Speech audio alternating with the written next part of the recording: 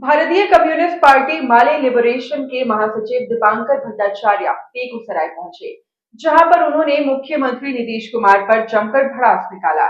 इस दौरान दीपांकर भट्टाचार्य ने नीतीश कुमार की प्रगति यात्रा पर तंज कसते हुए कहा कि ये आतंक यात्रा है। अब उनके इस बयान के बाद राजनीतिक सरगर्मी तेज हो गई है। इस दौरान सीएम नीतीश के प्रगति यात्रा पर उन्होंने कहा है कि ये प्रगति यात्रा नहीं है, ये एक आतंक यात्रा है। साथ ही नीतीश कुमार पर बीजेपी के साथ मिलकर बिहार को उत्तर प्रदेश जैसा बनाने का आरोप भी लगाया है। दीपांकर भट्टाचार्य ने कहा है कि नए साल में जनता को शुभकामनाएं देने के बजाय नीतीश कुमार उन पर दमन कर रहे हैं, जो बेहद शर्मनाक है। बिहार ने कभी तानाशाहों को बर्दाश्त नहीं किया और आगे भी नहीं करेगा।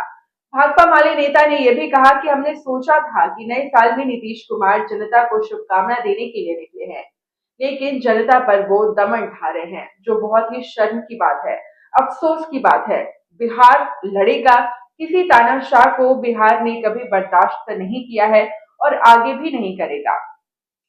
वहीं आपको यह भी बता दें कि भट्टाचार्य ने नीतीश कुमार के छात्र नेता होने के अतीत का जिक्र करते हुए कहा कि आज वो भाजपा की गोद में बैठकर बिहार को योगी आदित्यनाथ के रास्ते पर ले जा रहे हैं। ये बेहद शर्मनाक है। उन्होंने कहा कि नीतीश कुमार खुद 1974 के आंदोलन के नेता रहे हैं, लेकिन आज बीजेपी के साथ मिलकर बिहार को उत्तर प्रदेश जैसा बनाना चाहते हैं। उन्होंने आगे ये भी कहा कि बिहार ने कई नेताओं और सरकारों को देखा है, बिहार के छात्र और नौजवान इसका जवाब देंगे। इंसाफ और लोकतंत्र की लड़ाई मजबूत होगी। बिहार सिर्फ अपने लिए नहीं बल्कि पूरे देश के लिए लड़ रहा है।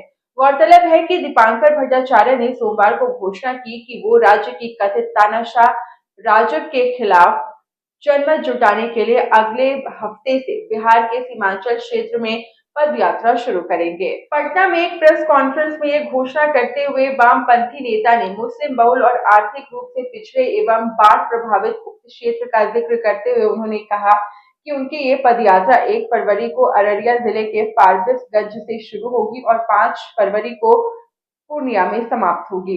उन्होंने आरोप लगाया कि बिहार लोक सेवा आयोग की परीक्षा में कथित अनियमितताओं के खिलाफ जारी विरोध प्रदर्शन जैसे मुद्दों के प्रति बिहार की राष्ट्रीय जनतांत्रिक गठबंधन यानी कि राजग सरकार तानाशाही पूर्ण रवैया अपनाए हुए है।